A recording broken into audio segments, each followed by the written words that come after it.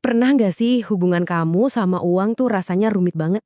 Kadang kita ngerasa udah pegang kendali, tapi pas cek riwayat transaksi, kita malah bingung sendiri.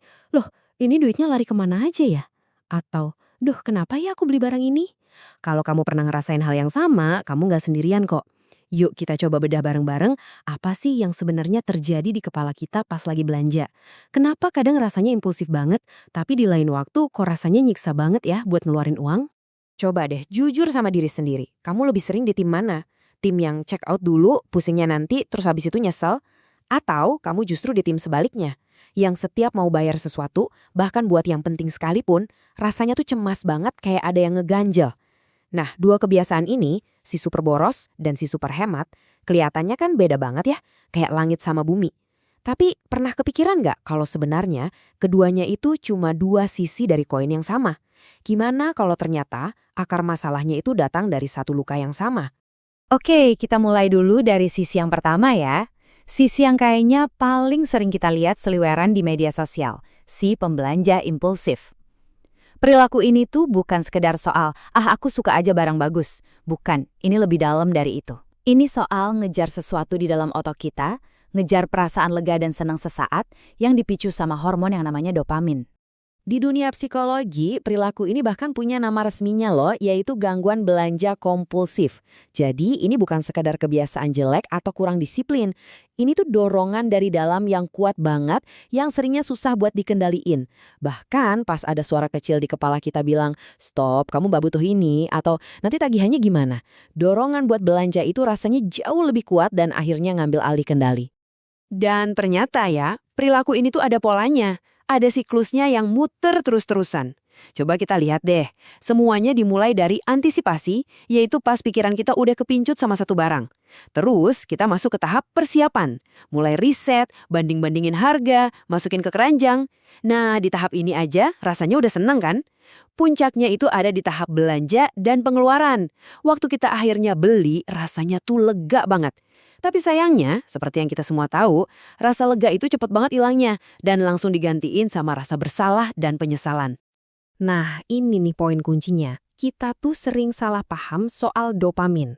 Kita mikir dopamin itu hormon bahagia. Padahal, dopamin itu lebih tepatnya hormon rasa ingin atau hormon penantian. Lonjakan dopamin paling tinggi itu bukan pas kita unboxing paketnya, tapi justru pas kita lagi scrolling-scrolling, ngebayangin betapa kerennya kita pakai baju itu, atau betapa serunya punya gadget baru. Jadi dopamin itu soal perburuannya, bukan soal hasil buruannya. Inilah yang dimanfaatin banget sama strategi marketing kayak flash sale atau notifikasi stok terbatas. Mereka sengaja memicu insting berburu di otak kita. Dan ini relevan banget sama apa yang terjadi di sekitar kita sekarang nih. Gampangnya pakai pay later, ditambah lagi sama rasa FOMO atau takut ketinggalan, wah ini jadi kombinasi yang pas banget buat belanja impulsif. Kita lihat aja gimana orang rela berburu koleksi viral kayak Madalabu. Atau fenomena yang namanya doom spending. Karena ngerasa masa depan ekonomi itu suram, banyak anak muda akhirnya pilih buat, ya udahlah, habisin aja sekarang buat senang-senang. Ini jadi semacam pelarian singkat dari rasa cemas soal masa depan. Kedengarannya familiar nggak? Oke, sekarang kita pindah ke sisi koin yang satunya lagi. Kalau tadi kita ngomongin orang yang belanja buat merasakan sesuatu yang enak, sekarang kita bahas orang yang justru nahan uang buat menghindari perasaan yang gak enak, yaitu rasa cemas. Konsep utamanya di sini adalah nyeri membayar atau pain of paying. Ini bukan hemat yang bijak ya. Ini adalah rasa sakit secara psikologis yang beneran nyata dan kuat banget, yang muncul setiap kali mereka ngeluarin uang. Bahkan, walau itu buat beli makanan atau kebutuhan pokok. Buat mereka, setiap transaksi itu rasanya kayak sebuah kehilangan yang menyakitkan. Penting banget nih buat kita bisa bedain antara perilaku ini dengan gaya hidup hemat yang sehat. Perilaku ini tuh didorong sama rasa takut yang dalam banget. Yang seringnya akarnya itu dari pengalaman masa kecil. Mungkin tumbuh di kondisi yang serba terbatas. Pengalaman itu ngebentuk mindset kelangkaan, yang bikin mereka terus-terusan ngerasa nggak punya uang. Bahkan ketika saldo tabungan mereka sebenarnya banyak. Rasa takut dari masa lalu itu terus ngebayangin, bikin setiap pengeluaran terasa kayak selangkah lebih dekat menuju bencana. Oke, sampai sini kita udah lihat dua kutub yang karyanya berlawanan banget ya. Yang satu ngejar rasa seneng, yang satunya lagi lari dari rasa sakit. Nah, sekarang kita sampai di inti pembahasan kita. Di bagian inilah kedua perilaku yang tadinya kelihatan beda banget ini, ternyata ketemu di satu titik yang sama. Dan ini dia benang merahnya.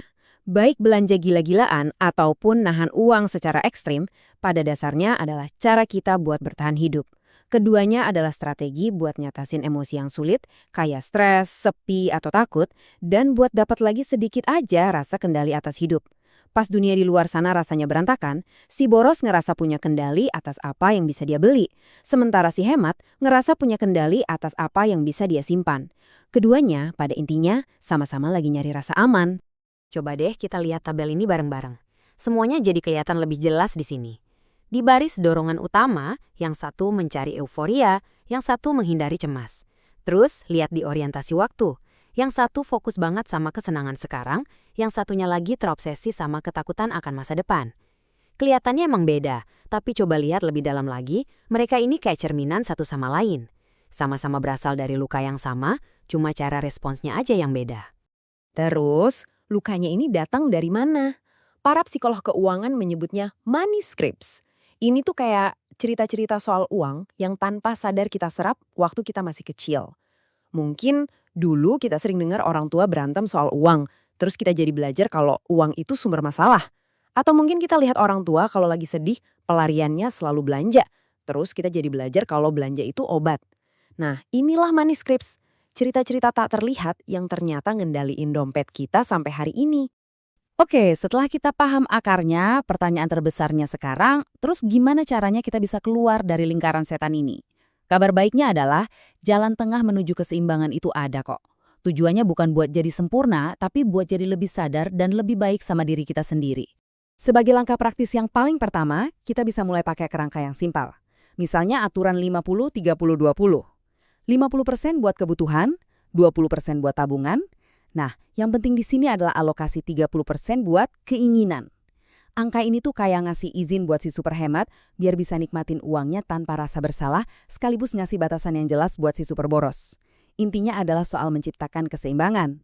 Selanjutnya, ada 3 langkah kecil yang bisa kamu coba mulai dari hari ini juga. Pertama, pas dorongan itu muncul, entah dorongan belanja atau dorongan buat nahan uang mati-matian, coba berhenti sejenak, tanya sama diri sendiri. Sebenarnya aku lagi ngerasain apa sih sekarang? Bosen? Kesepian? Stres? Kedua, kasih jeda waktu. Coba deh terapin aturan 24 jam. Tunda dulu keputusannya, biarin emosinya reda. Sering banget keinginan itu bakal hilang sendiri. Dan yang ketiga, ini yang paling penting, mulai tulis ulang ceritamu. Lawan keyakinan-keyakinan lama kayak aku butuh barang ini biar bahagia atau ngeluarin uang itu bahaya. Pada akhirnya, cara kita pakai uang itu adalah cerminan langsung dari cara kita memperlakukan diri kita sendiri.